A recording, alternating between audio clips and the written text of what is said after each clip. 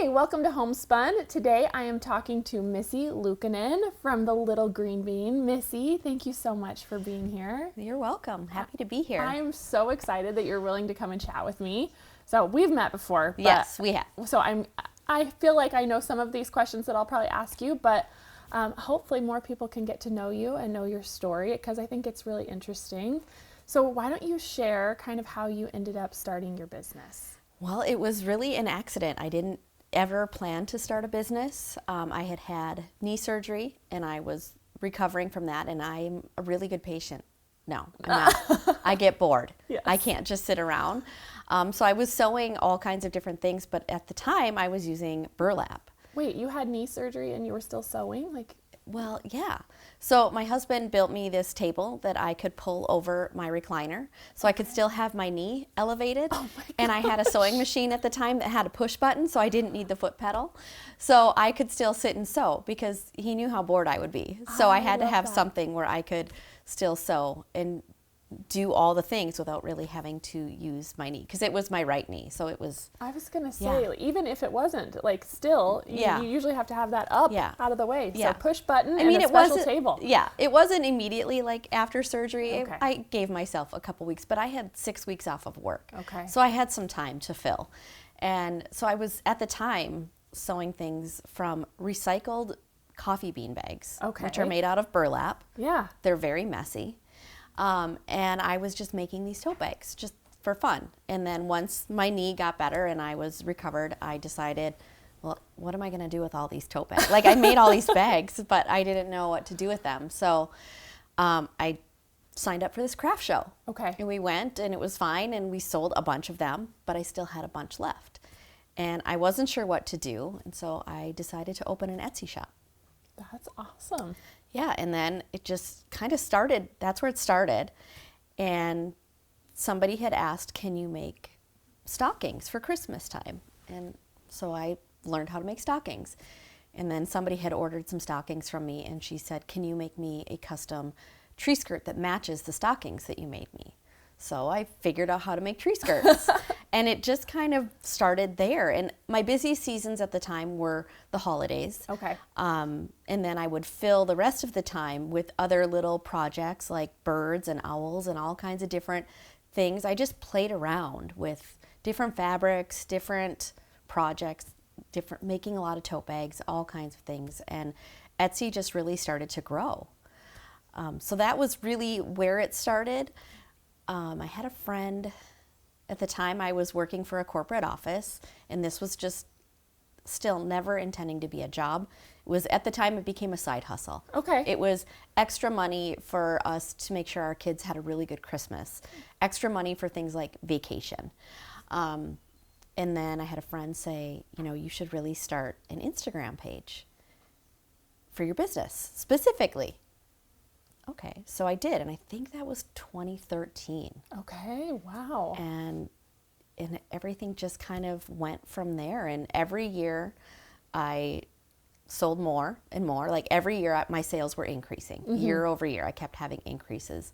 And I was getting really, really busy to the point where I had to start hiring help because I'm still working full-time, have little kids at home, and then doing this side hustle. I was going to ask you that. How long did you keep your regular job? I left my regular job, I think it was 2018. Okay, wow. Was it 18 or was it 18? It was 2018. That was when I was to the point where I knew I had to make a choice. I had to pick one over the other because I couldn't keep doing both. Yeah. And I loved my job. I was a visual person. Can I say who I was working for? I don't know. For Maurice's corporate office. Their corporate office is in Duluth, Minnesota. Okay. So I worked on the visual team, and I had a great job that I loved, and I loved the people that I worked with. So it was a really hard decision to leave because it was a great company to work for. And I can imagine that leap is scary, right? Going from having a team of people that you work with that you can rely on to help support, and to then venture out on your own. Right. That is a serious leap of faith. It really was. And at the time, my husband was also self-employed. He had his own business. So I had all of the benefits, the insurance, which I miss deeply, health, dental, 401k, all of that. So what I did when I was really to the point of making the decision is I made a list of who do I need to talk to and can we even make this work? So I sat down one day with all of my papers and receipts and really like crunched all the numbers, made a list of people to talk to. Like I needed to figure out insurance. I have kids, you know, like it's not just us. We have to make sure that they're taken care of. And so we had to figure out insurance. We had to figure out like our own 401k. And I met with several people, and then my financial advisor met with him, and he thought I would be crazy to not leave and do this on my own. Oh, I love that. He was so he was so supportive. He was, yeah. He said, no, I absolutely think you should do this. Oh, I'm so glad. Yeah. Because you don't always hear that. No, he was great. And he's been super supportive. And like, he shares my stuff on Facebook. Oh. And yeah, was a great part of. An early champion of what could be. That's really cool. Yeah, he really was. That's amazing. So from side hustle to every day, did you struggle with burnout? Yeah, big time. Yeah, it was hard because it's a lot of pressure to make enough income to support your family when you're making products. And at the time when I left, I was taking orders for products. So I would post a tree skirt and then people would order however many they wanted of that one. So there were times I was making like 20 or 30 of the same item over and over again. And I really wanted to get to a model where I could just make product, list it, and sell what was already made rather than taking orders, because when you're taking orders, you're taking orders. I was going to say there's so much unknown, so many variables. Maybe it's hugely successful and all of a sudden you have to make 100. That's pretty overwhelming. It is, and you just never know what people are going to want.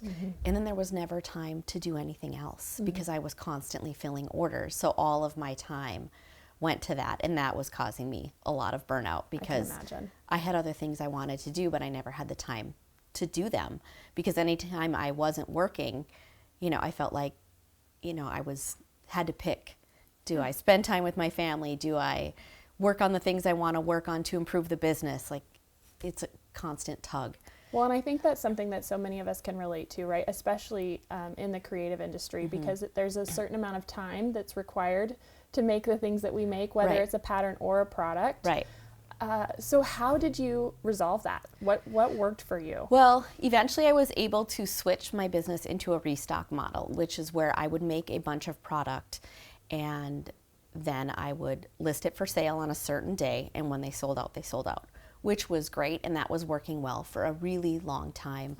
I should back up. Before I left Maurice's, my boss at the time had been in New York, and he had come back and said, you need to make gnomes. Oh, they're everywhere. They were so popular. In New York City, they're everywhere. And I didn't make them for like 9 months. Like it was always in the back of my mind, like him telling me that. And the gnomes were really what pushed me to be able to leave that job. So I think it's kind of ironic that my boss was the one to say, you need to make gnomes. It all worked out how it was supposed to. It did. It really did. Yeah. And he was always really supportive.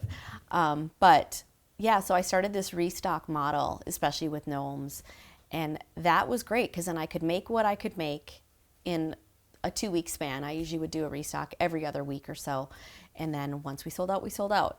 And it worked great. People could, you know, get gnomes, but then I also had the flip side of people being mad because they couldn't get what they wanted, and they wanted to be able to just order things at will. But I was no longer offering that service. And my gnomes were made from recycled sweaters. So I could only offer so many. It wasn't like I could take an order for them because once that sweater was gone, I was buying them at thrift stores, garage sales, wherever. That kind of one-of-a-kind appeal. Yep, it was more one-of-a-kind thing. So I know I deal with burnout, and it affects people, whatever profession that they're in. It's kind of across the map. So what was the first sign that you noticed that something had to change? So I started doing the restock model, which was great. But again, we were back to the pressure of constantly, and at this point, my husband is working with me full time. So our sole income is based on what we make and sell. And he does all of the shipping and anything we have done in our shop, our wood shop. So he does all kinds of different things, but the bulk of our income is coming from these restocks. And so every week, I am thinking about, okay, how much more do I have to make to keep sustaining our level of income where we're at. You know, we still have to pay our mortgage. What you're relying on. Yeah, yep. It's paying. This is literally how we pay our bills. Yes. There's no other source of income, and so the pressure of restocks is also its own. You know, I wasn't taking orders anymore, but now the pressure is more on me to make enough to keep people happy, and I'm a people pleaser. Oh, I can relate. I don't want to disappoint anybody. So then the more people that would complain, the more it would make me feel like I have to make more. I don't want anybody to be upset because they didn't get something. And then, you know, 2020 was great with COVID. I shouldn't say that. It sounds terrible. Cut that. It's real. But for business, 2020 was good. Everybody was home. People were shopping. Business was amazing. Even 2021 was still good. But then in 2022, we started to see a shift and a change. And people weren't shopping the same way anymore. People weren't buying as much home decor. They weren't buying those things that they could, you know, that they didn't need as much. And so I started to see a decline where I would have a restock previously in previous years. We would sell out of product, and we're talking hundreds of items in minutes. And then we were still selling out, but sometimes it would take, you know, hours, which is still good. Right. And I feel weird even like feeling like I'm complaining, because I'm not, but it just got different. It's like, oh, but wait, we're still selling out. What is my problem? But I was so used to selling out in 10 minutes or less. Oh, interesting. I mean, there were times we would sell out in 5 minutes. And it was... It is interesting to hear you say that, because it's almost like this unreasonable pressure, right? Yeah, it really was. It was a lot of pressure. But at the same time, it goes both ways, because it was a lot of pressure and it was exciting and very fulfilling. But then at the same time, then you go on Instagram and you read the comments from people that are mad. Yeah. And then you feel bad about it. It's like, but wait, this was a great thing. Like, look at what my business just did. But then at the same time, I feel bad because somebody on Instagram is mad because they didn't get a gnome. Like, and really? You can only do so much. That's the other thing. I was one person. I did have a team of people that would come and help me. They were wonderful, and I miss them because I don't have them coming anymore. We would have so much fun when we would work. They would come usually 1 or 2 nights a week. And we would it was like girls' night every time they would come, because we were busy working, but we were talking and telling stories and having a lot of fun. But the pressure still always fell back on me to keep making more, keep people happy. You know, don't disappoint anybody because they couldn't get what they wanted. And last year, so 2023, I was done. I could not, I remember this very vividly. We were getting ready to do our final, Easter restock.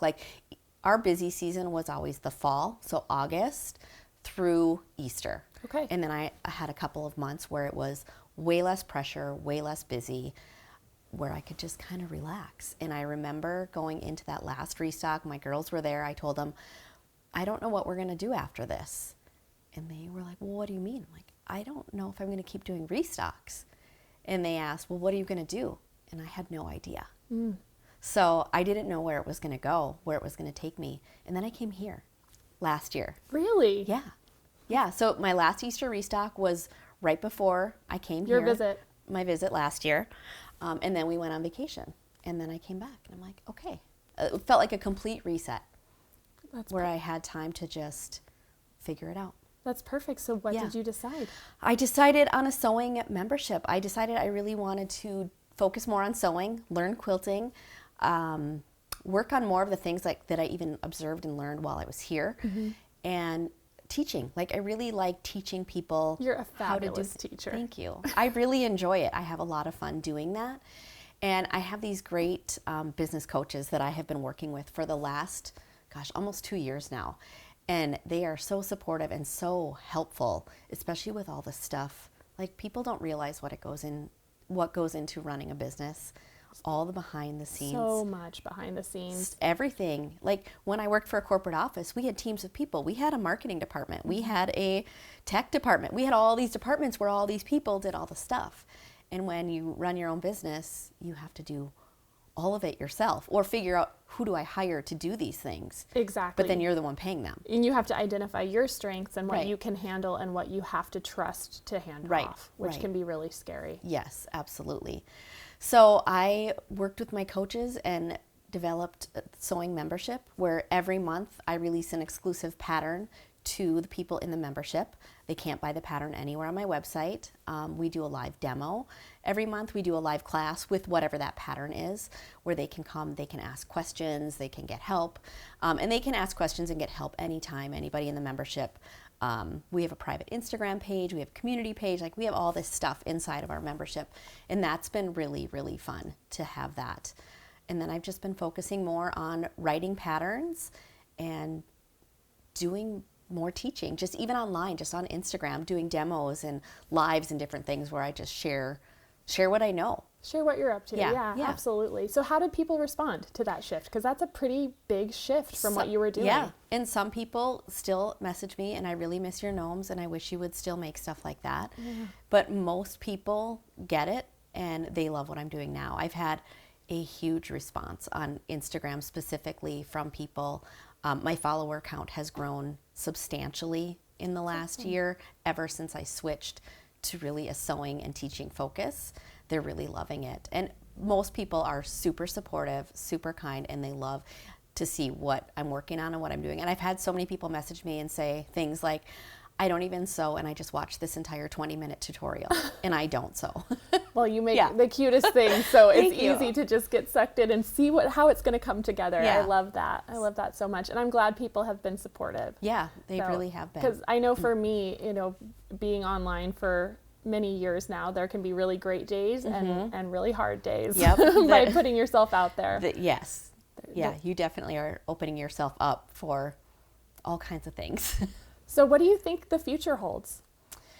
I don't know, but so far I'm having a lot of fun just sewing and, like I said, quilting, and I'm learning all kinds of different techniques. I watch your guys' stuff all the time, and it's always so inspiring and so fun to watch and trying new things. And, this year I'm really focusing on my growth in that way and working more with brands like Missouri Star. I'm having so much fun doing that. And we love having you here. It's so great. And I think there's it's contagious to spend time with other creative people and learn from them and see what they're up to. And it kind of, for me at least, reignites my own creativity. And so I can see why that would be fun. Yeah. I love watching others too, to see what they're doing and then put my own spin on something and just learn how to make new projects and learning new techniques and different ways of doing things. When I was here for Birthday Bash, I had dabbled in making quilts, but I'd never really made a quilt. And then I decided I'm just going to do this. And, that's just kind of what I do is when I want to learn something, I just figure it out. Because there's so many places to learn things. Your guys' YouTube, the Missouri Star YouTube, is so good. There's so many great things on there. I swear you can look up anything and find how to do it. There's a lot, but it's so good because the tutorials are so clear and easy to follow.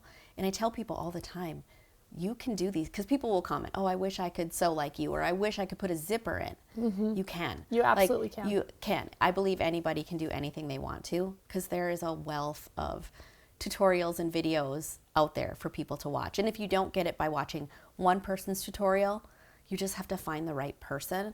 I've been learning crochet this last year. It's something I wanted to do, and I found there's a lot of videos out there.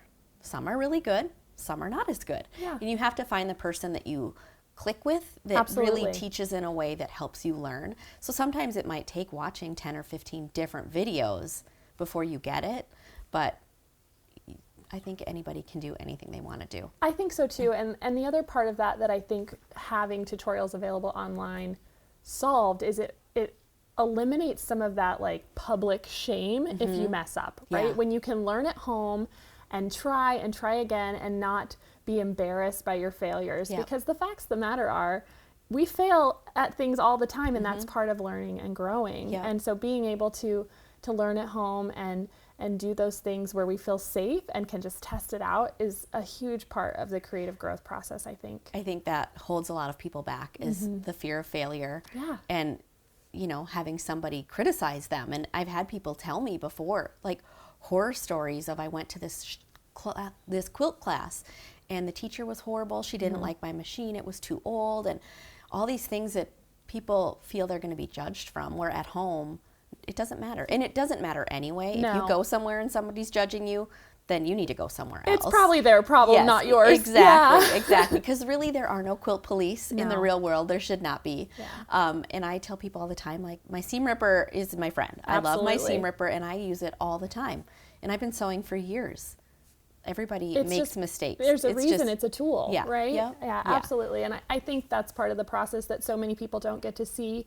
You know, on Instagram, we share Mm-hmm. the final result, right? After we as creators and designers have maybe made those mistakes behind the scenes Yep. to get to the final Yep. product, but they're real and they happen. Yep. And it's just part of the creative process. It is. And that's something I try to do more on Instagram is share the mistakes. Absolutely. Because it makes people feel better. Yes. Because we all make mistakes and we all screw up. It's and that, relatable. None of us are perfect. No, nobody is. So if anybody's telling you they are, no, they're not. They are full of it. They really are. Yep. So I like to share all of it. The real, the mistakes, you know. I think you all do the a great things. job of that. Thank and you. I think that's why so many people relate to what you're putting out there, which is really cool.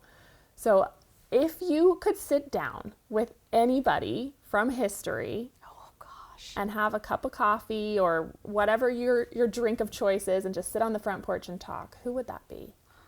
Anybody. Anybody. About anything. Yeah. The only person coming to mind is Keith Urban, and that shouldn't Oh my surprise gosh, I anybody. love that. It shouldn't. It shouldn't. Do you want to share a little bit about why? I just love his music, Yeah. and I have been following him for many, many years. Yeah, I mean, anybody who follows me also knows that. Yes. I just think he's such a great person. Like, just, I mean, I don't know him. I don't know that he's really a great person, but he seems like it, you Yeah. know, from behind the scenes, just stuff I've seen, videos I've seen, and just interviews I've seen him in. And I have met him a few times, and he is just as kind in person. So, yeah. That would be awesome. That's the I only feel like person that comes you should to just mind. manifest that. I think that's in your future. You know, Keith, we live on this lake. You could come and Maybe you'll hang get him out. sewing. Who knows? You know, you never know. Yeah, there you go. I love that. So the name of your company, it isn't super obvious that it's tied to quilting and sewing. So can you tell everybody where Little Green Bean came from? Yeah. So when I first started back with the recycled coffee bags, and I just, you know, I'm sewing with them, I decided, you know, I'm going to open this Etsy shop. I kind of need a name. Like, what am I going to call all of this? And I didn't know at the time. I had no ideas. And I didn't know, obviously, where this was going to go. Yes. But I wanted something that, at the time, related to what I was doing. And so my husband and I were on a road trip, and we were trying to come up with something. So we were both just throwing things out there. And burlap coffee bags, they the coffee beans inside before they're roasted are green. Oh, okay. And they're little beans, right? Yes. And so we just kept throwing things out there until we came upon the little green bean. And because I wanted something related to coffee, but I didn't want it to sound like a coffee shop. Sure. I wanted to be sure that there was no confusion as to what we really were. And it still doesn't say what we are, but it doesn't imply that we're a coffee shop, No, which is it what I wanted doesn't. to avoid. And so once we landed on the little green bean, it just stuck. And over the years, I've never even thought about changing it. You know, I've changed my logo. I've changed that part of it several times. But as far as the name goes, it just feels like it works. And It really does. And it's funny because obviously I had heard the story and knew it was tied to the coffee bags. yeah. But it also, like, you know, kind of inspires this image of growth and like Yeah. starting small, which Yeah. is, it relates to your story, It which really I think does. is really cool. Yeah, and I still have a jar full of those little green beans Oh, with our fun. original logo on it that I've always kept. I love it's just that. up on a shelf. I want to see a picture of that. Okay, I'll send you a picture. That's But yeah, I actually thought about bringing it today, and then I forgot all Oh, about it. But I have shoot. it up on my shelf because I'm like, because my room would be covered in those little. It would be covered in burlap. If you've ever worked with burlap, Yes. you know. Yep. And Mike would always ask me, why do you always wear black when you're working? Because I would be furry. Yep. Because I was covered in this burlap residue, but also on the floor of my craft room were all these little green coffee beans all the time.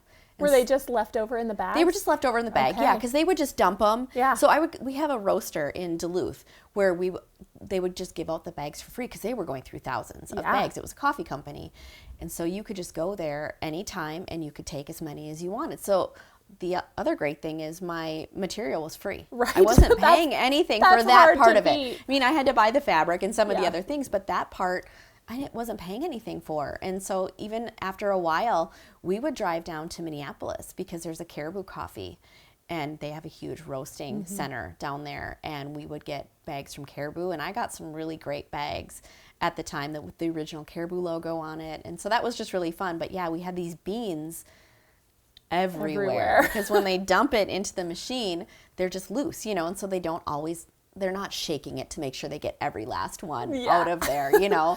That's so funny. It just never occurred to me that they would make it all the way back to your house while you were working. Yeah, yeah, they were, and I had to be careful because I'd use my rotary cutter to cut them open. And there's beans inside. So I quickly learned I had to use scissors because I was going through a lot of blades at the time because and we all know how frustrating that can be. I know, yes. You just want to keep working, at least me. Like I'm not good at all about changing my blades or changing my needle. And then once I finally get around to it, I'm like, oh, that was so nice. Why did I wait so long? Oh, I know. I do the same thing where it's skipping stitches and then you're going over it again a couple of times. Why do I keep doing that? Why am I doing this Just to myself? go change the blade. Exactly. Yeah. I love that, Missy. So were there any early sort of creative roadblocks that, you know, or stumbles that you came upon that didn't work out the way that you thought they might when you were designing and planning? All kinds of times. And I think that happens in the creative industries. You make something and you're really excited about it and you think it's going to sell really well, and then you list it and it doesn't. You're like, oh, well, shoot, nobody liked that, you know? Yes. Okay, I guess I have to go back to the drawing board. And it happened quite a few times. One time in particular was when I was making, when I first started making birds. Okay. So I've made little fabric birds with cute little wire feet. And the first time I made those, I made them out of burlap. And I thought they were adorable. I thought they were going to sell super well. And it was like crickets when I posted them. And this was back when I was taking orders for things. And I sold a couple here and there, but it wasn't what I expected. You know, we were selling so many tree skirts and stockings, and I was trying to come up with something for spring. So I designed this bird pattern and they just didn't sell like I thought they would. And so I was like, well, all right, back to the drawing board, you know, which we often have to do. And I started with something different. And so I made some other things for a while, and then I came back to the birds. There's something, I just kept thinking about them, and I've learned that if there's something that keeps popping up in your mind, you're supposed to do it. You know, if you forget about it and you don't think about it again, you weren't meant to do it. But if it's something that keeps coming back to you, there's a reason why it keeps coming back to you. Yes, I agree. So with the birds, one day I just started playing with fabric, like cute fabrics, and they started to sell. And I was like, oh, and this was years later. Like that sat in my brain. Like I always say that a lot of times, things will just, I let them marinate in my brain for a while until I'm really ready to work on it. And I started making those birds, and I was doing restocks, and they were selling like crazy. And then again, though, the pressure to keep making more and because I would make 25 and they would sell out in 5 minutes. Yeah. And then, okay, so then next time I would double it and I would make more and they would sell out. I'm like, how many more can I make in a week? And at this point, I'm by myself still. I'm just doing everything on my own. My husband was in the garage making the feet for me, doing all that part. But, you know, for the most part, it was just me. Yeah. Yeah. It's so much pressure. And I think it's a good reminder, too, that it's not like you found the solution for that in 2 days. No. Like it took a while. Yeah, it took years. It was a big change. And you just stick with it. And I think so often we do run into these creative hurdles. And at least for me, when I'm in it, it feels like I'm never going to get through it. But I can totally relate to that idea just kind of lingering in the back of your mind and coming back to it. I read a book called Big Magic. Have you read that one? By Elizabeth Gilbert. Yes, but it's been a while. Well, like I feel like I could reread it. The reason it came to mind is when you talked about when it keeps coming back to you, it's something you should do. And she talks about creativity as kind of an energy that does that. Yeah. And so I can totally relate to that. That when you are a creative and you're spending time making things, that if it's yours and it comes to you and you make it, great. Otherwise, it might go to someone else. Exactly. And they'll come up with it, and all of that is okay. Yeah. So how do you deal with the pressure to come up with new ideas all the time? You know, it's a lot, but I've learned to just sit with it for a while and just let things come as they do and see where things really go. I've learned to just kind of slow down with my business and just work on the things that really make me happy and bring me joy. And I'm not doing the things. I loved making gnomes. I absolutely loved it. But when I felt pressure to make 100 every 2 weeks, you got sick of making gnomes. You know what I mean? Like, it takes the joy out of it. It really does. And I mean, when I would make them, like, there would be times where I was dreading it, like, oh my gosh, okay, I gotta just start because I need to make, we need to make money this month, you know? And so I just got to the point where I've let myself just sit with things, and when they come to me, when it's, you know, something that's ready to be made, then I will work on it. And in the meantime, I'm working on things like my sewing membership, and I'm working on, you know, just developing different patterns. Like, I've got probably 5 or 6 patterns in my brain right now that I haven't even started. Yes. You know, we were just on vacation, and the whole time we were there, we had this weird beach bag that was just like one great big bag, and I'm like, okay, I could do so much better with this. So I've got this idea of what I want to do, and it's just, you know, these things, but I haven't had the time to do them. But I know if I keep thinking about it, it'll come around. Then I'll find the time and I'll make it happen. It sounds like you've got to this great place now in your career and your business where you can really trust yourself and rely on your instincts and still enjoy the process. Yes. Instead of having just pressure all the time. I don't feel the pressure like I used to anymore. I've gotten to the point where, I can just relax and make things as I'm able, and have so much fun in the process of making things and sharing that process on Instagram as I go to with my followers and with my sewing group, and it's just been a lot of fun. I love that. I love that. That's what it's really all about. It really is. Yeah. You got to do the things that bring you joy. So where else do you seek inspiration? Are there any people that you're following, maybe other sewers or creators that just inspire you? There's inspiration. I find it everywhere. You know, I find it when I go on vacation. I find it when I go for walks. I come up with ideas, and I just see inspiration all over the place. There's so many great sewists on Instagram, so many wonderful people that I follow. Jody from Pleasant Home is one of them. I have been friends with her on Instagram and followed her for so many years. And she's doing some machine quilting now, and it's just so much fun to watch her business evolve from what it used to be way back, in the early days. And then another person is Kate from Quilting with Miss Kate. She's just always happy. So happy. She's always so happy. I mean, the girl lives in Maui. How can she not be happy? Yeah. But she's just so much fun, and she sends me these quick little messages all the time she makes me laugh all the time. She is hilarious. She's so funny. But yeah, her and I go back and forth in DMs, just talking to each other, and she's just so much fun to watch her get excited about the projects that she makes, and she's just always happy. I love that. I do too. She's just fun. She is really fun, and she's also very real, which I think is so refreshing. That's who I relate to the best, are people that are down to earth. Yeah. They're real. They're just real people, and they share all of it. All like the good, the bad, and all the in between. Yeah, she posted one the other day and she just had me rolling. Oh, I know. So funny. So funny all the time. We were talking in DMs one day, and I had shared a picture of some frost. And keep in mind, I live in Minnesota. She lives in Maui.